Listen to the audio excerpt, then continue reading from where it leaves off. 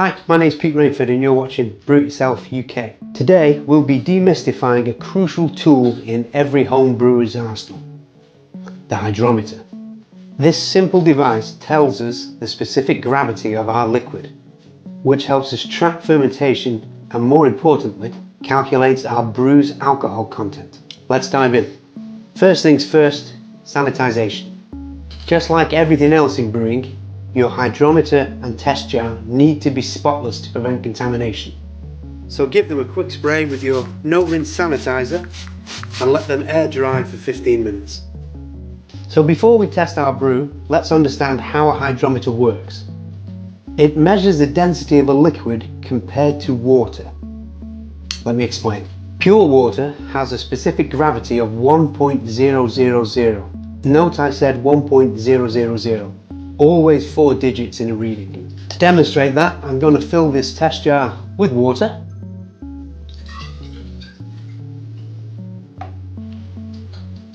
And take a reading with our hydrometer.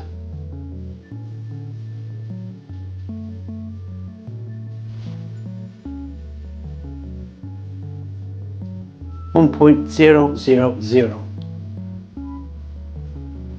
Now if we add sugar to this water, the hydrometer will float higher. Okay, this is 1/4 teaspoon, so I'm going to add 4, so we get a teaspoon of sugar in this water.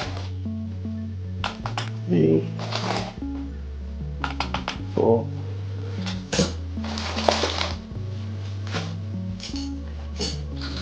Let's just mix that up. Now that we've added some sugar to our flask, the hydrometer should float higher and give us a different reading. So we now have a reading of 1.016. So when we add sugar to make the fluid denser, the hydrometer floats higher and gives us a reading above 1.000. During fermentation, yeast eat the sugars and lower the density of the liquid back down to 1.000. This is an apple and fruit wine I've just prepared.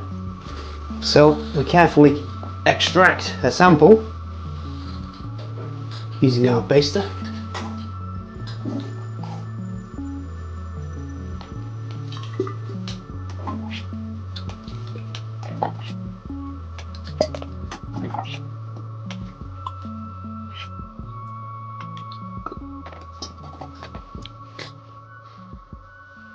And we drop our sanitized hydrometer into the brew.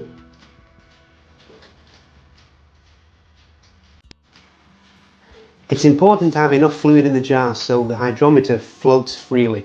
As you'll notice, it's floating up here, whereas the bottom of the flask is there. If your hydrometer is sitting on the bottom of the flask, that's no good. We're not going to get a proper reading. And give it a little spin just to remove any bubbles that are clinging to the bottom of the hydrometer, because this also will give you a false reading. Once the hydrometer settles down, stops bobbing, read the mark at the meniscus. That's the bottom of the curvature of the liquid. Jot down this number. This first reading is your opening gravity, or OG. In this case, we have a reading of 1.090.